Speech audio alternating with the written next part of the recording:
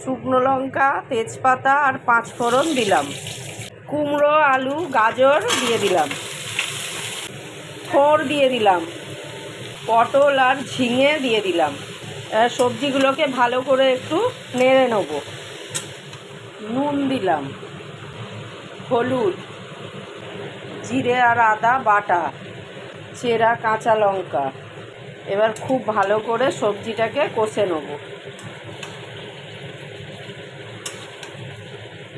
1 চামচ আখের গুড় দিয়ে দিলাম।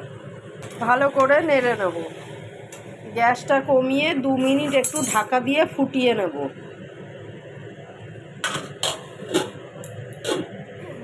1 চামচ ঘি এতে দিয়ে দিলাম।